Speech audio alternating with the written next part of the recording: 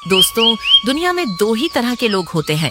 एक वो जिनके पास सब कुछ होता है फिर भी उनका मन खाली रहता है, और दूसरे वो जिनके पास कुछ नहीं होता फिर भी उनका दिल भरा होता है।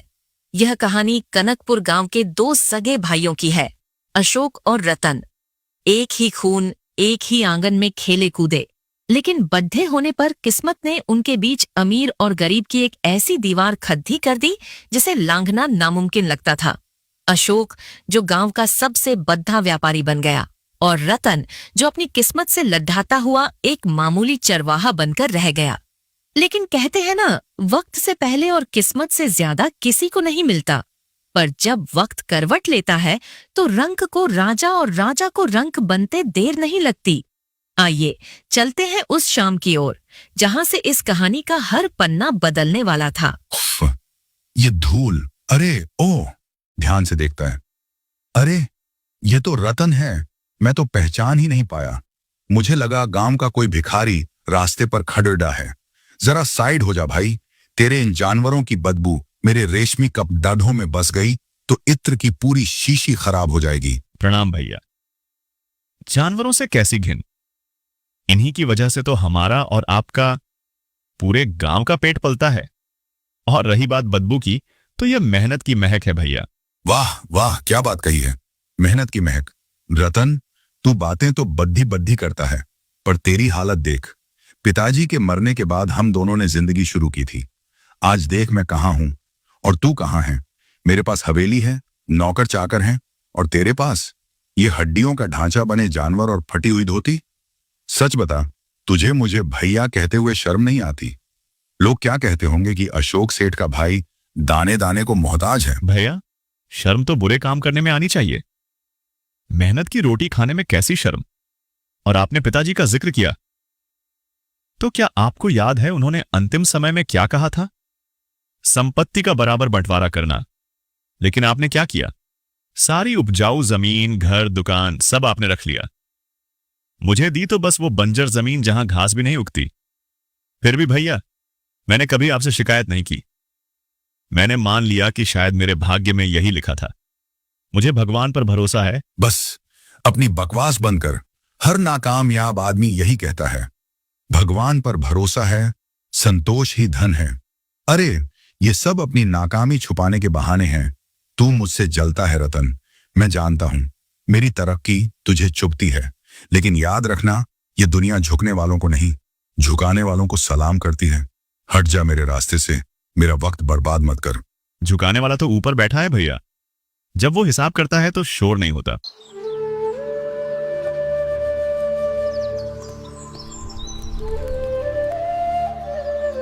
गौरी, ओ गौरी, पानी लाओ, गला सूख गया है उस मनहूस से बात करके। पिताजी, आप आ गए। आपने कहा था शहर से लौटते वक्त मेरे लिए वो मखमली शेरवानी और सोने की जंजीर लाएंगे। मेरे दोस्त कल मेले में नए कपड़े पहनकर जा रहे हैं। लाइए, कहाँ है मेरा सामान? क्या शेरवानी? तुझे दिख नहीं रहा तेरा बाप पसीने में लथपथ है? अभी बैठा भी नहीं और फरमाइशें शुरू। क्या मैं यहाँ नोट छापने की मशीन लगाकर बैठा हूँ? सुबह से शाम तक मगजमारी करूं और घर आते ही तुम लोगों की चोंचलेबाजी शुरू हो जाए। आप बहुत बुरे हैं। सुबह वादा किया था और अब मार रहे हैं। मुझे नहीं रहना यहाँ। ये क्या कर रहे हैं आप? बच्चे पर हाथ उठा दिया। आखिर हुआ क्या है? जब से आए हैं आगा बुला क्यों हो रहे हैं? क्या बताऊं गौरी, रास्ते में वो रतन मिल गया था। 2 कौड़ी की हैसियत नहीं है उसकी, और मुझे ज्ञान दे रहा था। कहता है पाप की कमाई कभी नहीं फलती। मेरा सगा भाई मुझे चोर कह रहा था। और तुम जानती हो सबसे ज्यादा गुस्सा किस बात पर आया? उसकी आंखों में डर नहीं था गौरी, सुकून था। एक अजीब सा सुकून जो मेरे पास इतना पैसा होने के बाद भी नहीं है। मुझे नफरत है उसकी उस मुस्कुराहट से। स्वामी, शांत हो जाइए, लेकिन कभी ठंडे दिमाग से सोचिएगा। रतन भैया ने जो कहा, क्या वो सच नहीं है? पिताजी के जाने के बाद आपने उनके साथ न्याय नहीं किया। गांव वाले भी आपके ब्याज के धंधे को लेकर थूकते हैं। पैसा बहुत है हमारे पास, लेकिन क्या घर में खुशी है? देखिए, बलराज रो रहा है, आप तनाव में हैं। शायद रतन भैया के पास वो है जो हम नोटों से नहीं खरीद पाए, शांति। चुप, एकदम चुप। अब तुम भी उसकी तरफदारी करोगी? ये जो गहने लदी होना, ये उसी ब्याज के धंधे से आए हैं। अगर मैं रतन की तरह साधु बन जाता तो आज हम भी कटोरा लेकर खड़ी दीदी होते। खबरदार जो दोबारा मुझे सही गलत का पाठ पढ़ाया, जाओ यहां से। रतन की टूटी हुई झोपड़ी, दिए की मध्यम रोशनी। रतन की पत्नी चमेली सूखी रोटियां बना रही है। उनकी 10 साल की बेटी राधा कोने में बैठी है।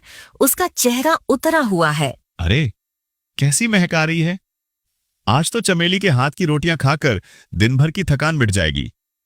राधा बेटी, देख पिता आ गए, दौड़ ढककर गले नहीं मिलेगी। राधा चुपचाप बैठी रहती है। उसकी आंखों में आंसू हैं। क्या हुआ? मेरी गुद्दियां रो क्यों रही है? चमेली, तूने कुछ कहा क्या इसे? क्या कहूं जी, मेरा कलेजा फट रहा है। आज सुबह से राधा ने कुछ नहीं खाया। पडीडी हौस के काका के घर आज गाय ने बछड़ा दिया है। वहां सब बच्चे खीस दूध पी रहे थे। राधा भी खड्डी देख रही थी। किसी ने इसे दुत्कार दिया कि भाग यहां से, तेरे बाप की गाय नहीं है। तब से यह जिद कर रही है कि बापू, हमें भी गाय चाहिए। मैं इसे कैसे समझाऊं कि हमारे पास खुद के खाने के लाले पड्डे हैं, हम गाय कैसे पालेंगे? मैंने गुस्से में इसे डांट दिया। यह सुनकर रतन की रूह कांप जाती है। वह दौड़ ढाकर राधा को गोद में उठा लेता है। मेरी बच्ची, तुझे किसी ने दुत्कारा? मेरे रहते मेरी बेटी को दूध के लिए तरसना पड़ा। नहीं बेटा, रो मत। तूने आज तक कभी कुछ नहीं मांगा। मैं वादा करता हूं, मैं कसम खाता हूं, तेरे लिए गाय जरूर लाऊंगा, चाहे मुझे अपनी चमद्दी बेचनी पड़ दे। सच बापू? हमारे आंगन में भी बछड्डा खेलेगा, हम भी उसका दूध पिएंगे। हाँ मेरी लाडो, हाँ। चमेली, वो तेरी शादी वाली अंगूठी कहाँ है? जी, ये तो हमारी आखिरी निशानी है, बुरे वक्त के लिए बचा कर रखी थी। इससे बुरा वक्त क्या होगा चमेली, जब औलाद की एक छोटी सी ख्वाहिश के लिए बाप की जेब खाली हो। दे दे मुझे ये अंगूठी, शायद राधा की खुशियां वापस ले आए। अगला दिन रतन साहूकार के पास से निराश लौट चुका है। अब वह अंतिम उम्मीद लेकर अशोक की हवेली के आंगन में खा डी छा है। अशोक आराम से झूले पर बैठा पान चबा रहा है। अरे वाह, आज तो सूरज पश्चिम से निकला है। रतन बाबू खुद चलकर आए हैं, क्या बात है? रास्ता भूल गए या भूख ने यहां खींच लिया? भैया, मजाक मत उठाइए, मैं बहुत मजबूर होकर आया हूं। मेरी बेटी राधा ने गाय की जिद पकड़ दाच ली है। मेरे पास नकद पैसे नहीं है। यह चमेली की अंगूठी लाया हूं। साहूकार ने इसके दाम बहुत कम लगाए। आप तो घर के हैं, इसे रख लीजिए और मुझे कुछ पैसे दे दीजिए ताकि मैं एक गाय खरीद सकूं। हम पुरानी है, घिस चुकी है, इसके बदले गाय? हाँ, रतन, तू भोला का भोला ही रहा। गाय खरीदना कोई बच्चों का खेल है, लेकिन... अशोक कुछ सोचता है। उसे याद आता है कि उसके पिछवाड़े में एक गाय बंधी है जो मरने की हालत में है। देख, तू मेरा छोटा भाई है, मैं तेरा दिल नहीं तोड़ ढाना चाहता। मेरे पास एक गाय है, थोड़ी शांत स्वभाव की है, दूध भी देती है, पर अभी कुछ दिनों से बीमार है। तू अगर सेवा करेगा तो ठीक हो जाएगी। ये अंगूठी दे दे और वो गाय ले जा। बोल मंजूर? सच भैया, आप मुझे गाय देंगे? हाँ, जब पीछे बाढ़े से खोल ले। और सुन, बाद में मत कहना कि बड्ढे भाई ने मदद नहीं की। रतन दौड़कर पीछे जाता है। वहां एक गाय बंधी है, हड्डियां निकली हुई, शरीर पर घाव, खद्दी भी मुश्किल से हो पा रही है। उसे देखकर रतन की आंखों में आंसू आ जाते हैं। हे गौ माता, तेरी यह दशा?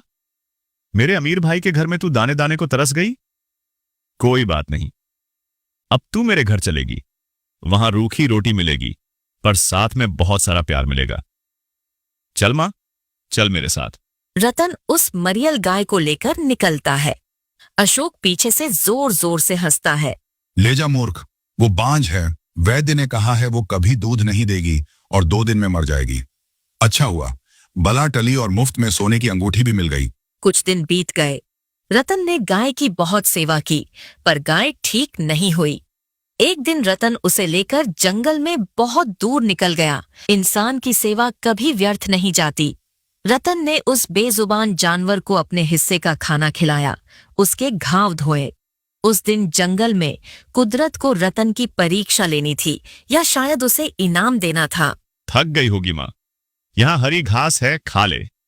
मुझे माफ करना, मैं तुझे वो सुख नहीं दे पा रहा जो तुझे चाहिए। अचानक वह गाय जो ठीक से चल भी नहीं पा रही थी, एक झटके से उठी। उसकी आंखों में एक दिव्य चमक आ गई। अरे ये क्या, माँ तू ठीक हो गई? गाय ने एक जोर की हुंकार भरी और जंगल के अंदर भागने लगी। उसकी रफ्तार ऐसी थी जैसे हवा से बातें कर रही हो। रुक, अरे रुक जा, कहाँ जा रही है? वहां आगे घना जंगल है, शेर चीते होंगे। रुक। रतन उसके पीछे पागलों की तरह भागा। झांतियों से उसके कपधे फट गए, कांटे चुभ गए, पर वह रुका नहीं। गाय एक बहुत पुराने, विशाल और सूखे पेड़ के पास जाकर रुक गई। वह पेड़ डरावना लग रहा था। हाथ जोड़ देता हूं मैया, ऐसे मत भागा कर। मेरी जान हलक में आ गई थी।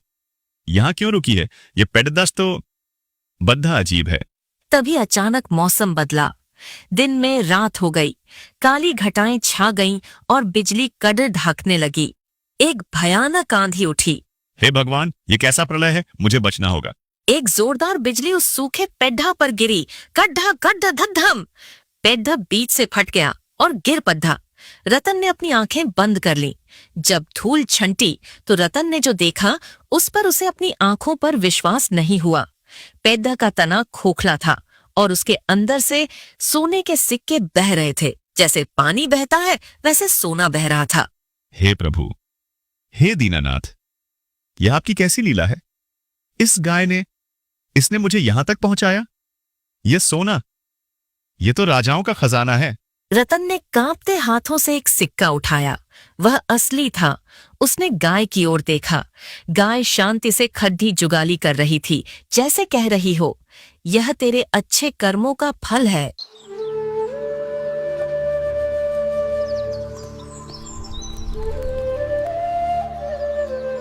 जी, इतना सोना, मुझे डर लग रहा है। अगर गांव वालों को पता चल गया तो? भैया अशोक को पता चल गया तो? डर मत पगली, ये ऊपर वाले का आशीर्वाद है। हम इसे धीरे धीरे बेचेंगे और गरीबों की मदद भी करेंगे। लेकिन इसे बेचने से पहले तोलना जरूरी है। अंदाजा तो लगे कि कितना है। लेकिन तराजू तो है नहीं। मैं भैया के घर से मांग लाता हूं। नहीं, उनके पास मत जाइए, उनकी नीयत ठीक नहीं है। अरे वो भाई हैं, और मैं उन्हें क्यों बताऊंगा कि सोना तोलना है? मैं कह दूंगा कि अनाज तोलना है। तू चिंता मत कर। रतन अशोक के घर जाता है और तराजू मांग लाता है। लेकिन अशोक, जो शक का कीधा था, उसने तराजू के पेंदे में चुपके से गोंद, मोम लगा दिया था। अगली सुबह रतन तराजू लौटाकर चला गया। अशोक ने दरवाजा बंद किया और तराजू को पलटकर देखा। गौरी, इधर आओ। देखो देखो मेरे शक की जीत। तराजू के नीचे एक सोने का सिक्का चिपका हुआ था। ये रत्न, वो भिखारी, वो रात को सोना तोल रहा था। सोना, इसका मतलब उस गाय के साथ इसे कोई खजाना हाथ लगा है। वो गाय मेरी थी, मेरी, ये खजाना मेरा है। अशोक का चेहरा लालच से भयानक हो जाता है। वह कुल्हाड़ी उठाता है और रतन के घर की ओर दौड़ता है। रतन के घर के बाहर अशोक दरवाजा पीटता है। बाहर निकल रतन, चोर, धोखेबाज, बाहर आ। क्या हुआ भैया, कुल्हाड़ी क्यों उठाई है? ये क्या है? बोल, ये क्या है? तूने कहा था अनाज तोलना है और ये सोना चिपका हुआ आया है। मुझे सब पता चल गया है। उस गाय की वजह से तुझे खजाना मिला है ना? वो गाय मैंने तुझे दी थी, इसलिए खजाने पर मेरा हक है। अभी के अभी सब निकाल, वरना मैं तुझे और तेरे परिवार को जिंदा गाढ़ा दूंगा। अब रतन की आंखों में डर नहीं था। उसने एक कदम आगे बढ़ाया। बस भैया, बहुत हुआ। अब तक मैं चुप था क्योंकि आप बड्ढे थे, लेकिन आज आपने हद पार कर दी। वो गाय आपने मुझे दी नहीं थी, मैंने खरीदी थी, अपनी पत्नी की आखिरी निशानी देकर। उस वक्त आपने उसे कचारा समझकर फेंका था। आज जब मेरे कर्मों से वो लक्ष्मी बन गई, तो आपको हिस्सा चाहिए? जुबान लड़ाता है। मैं राजा के पास जाऊंगा, तुझे जेल भिजवाऊंगा। जाइए, जिसे बुलाना है बुला लाइए। सांच को आंच नहीं। मैंने चोरी नहीं की है, ये मेरे भाग्य का धन है। लेकिन सुन लीजिए भैया, आज के बाद इस घर की देहरी पर कदम मत रखिएगा। आज मेरा और आपका रिश्ता खत्म। अशोक सन्न रह गया। पहली बार उसने रतन को इतनी ऊंची आवाज में बोलते सुना था। वह अपमान की आग में जलता हुआ सीधे राजमहल की ओर भागा। राजमहल का भव्य दरबार। राजा की गद्दी पर राजकुमार आदित्य बैठे हैं। अशोक, रतन और वह गाय दरबार में मौजूद हैं, रोने का नाटक करते हुए। दुहाई हो राजकुमार, इस पापी ने मेरा खजाना चुरा लिया। ये गाय मेरी है और जो खजाना इसे मिला है वो मेरे पूर्वजों का है। न्याय कीजिए। रतन, क्या यह सत्य है? क्या तुम्हें खजाना मिला है? जी राजकुमार, यह सत्य है। जंगल में एक पुराने पेंडेंट से मुझे सोना मिला, लेकिन यह गाय मैंने भैया से खरीदी थी। तभी एक चमत्कार हुआ। राजकुमार आदित्य अपनी गद्दी से उठे और धीरे धीरे गाय के पास आए। गाय की आंखों से आंसू बह रहे थे। राजकुमार आदित्य गाय के गले लगते हुए भावुक होकर। पिताजी। दरबार में सन्नाटा छा गया। सब हैरान थे। सभासदों, आप सब जानते हैं कि मेरे पिता महाराज विक्रम पिछले 5 वर्षों से लापता हैं। एक श्राप, एक आर्ष्य के श्राप ने उन्हें गाय बना दिया था। ऋषि ने कहा था, तुम्हारे पिता को मुक्ति तभी मिलेगी जब कोई निस्वार्थ व्यक्ति उनकी सेवा करेगा और उनके द्वारा मिले धन को त्यागने की हिम्मत रखेगा। तभी दरबार के बीचों बीच धुएं का गुब्बार उठा और वहीं ऋषि प्रकट हुए। सत्य है रतन, तुम्हारी परीक्षा अभी बाकी है। इस गाय ने तुम्हें जो अपार धन दिया है वो इस राज्य का है। अगर तुम चाहते हो कि यह गाय वापस राजा बने तो तुम्हें सारा खजाना लौटाना होगा और वापस अपनी उसी गरीबी में जाना होगा। बोलो, क्या तुम तैयार हो? अशोक मन ही मन खुश हो रहा था। अब यह फंसेगा। कोई मूर्ख ही इतना सोना छोड़ देगा। हे मुनिवर, धन का क्या है? आज है कल नहीं। लेकिन एक बेटे को उसका पिता मिल जाए, एक प्रजा को उसका राजा मिल जाए, इससे बड़ा धर्म क्या है? मैं तैयार हूं। मुझे नहीं चाहिए यह सोना। आप बस इन्हें मुक्त कर दीजिए। रतन ने खजाने की पोटली जमीन पर रख दी। जैसे ही रतन ने त्याग किया, एक दिव्य प्रकाश से पूरा महल जगमगा उठा। गाय का रूप बदला और वहां महाराज विक्रम अपने तेजस्वी रूप में खड्डढे हो गए। धन्य हो तुम रतन। मैंने मनुष्य के कई रूप देखे हैं, पर तुम जैसा त्यागी नहीं देखा। फिर राजा ने अशोक की ओर देखा। उनकी आंखों में अंगारे थे। और तुम अशोक, तुम लालच की जीती जागती मूरत हो। तुमने अपने ही भाई को ठगा, उसे सताया। तुम्हें तो मृत्यु दंड मिलना चाहिए। त्राहिमाम महाराज, मुझे माफ कर दीजिए। रतन मेरे भाई, मुझे बचा ले। मैं अंधा हो गया था। महाराज, मेरे भाई को जीवन दान दे दीजिए। इनका पश्चाताप ही इनकी सजा है। मैं नहीं चाहता मेरे कारण मेरा भाई अनाथ हो जाए। ठीक है, रतन के कहने पर तुम्हें छोड़ता हूं, लेकिन आज से रतन इस राज्य का महामंत्री होगा और तुम अपनी सारी संपत्ति गरीबों में दान करोगे और साधारण जीवन जियोगे। यही तुम्हारा दंड है। उस दिन के बाद कनकपुर गांव बदल गया। रतन, जो कल तक एक गरीब चरवाहा था, आज अपने अच्छे कर्मों से सबका चहेता बन गया। उसने अपनी शक्ति और धन का उपयोग दूसरों की भलाई के लिए किया। अशोक का अहंकार टूट चुका था और उसने भी समझ लिया था कि असली सुख धन में नहीं, बल्कि मन की शांति और भाईचारे में है। दोस्तों, याद रखिएगा, ईश्वर की लाठी बेआवाज होती है और कर्मों का तराजू कभी गलत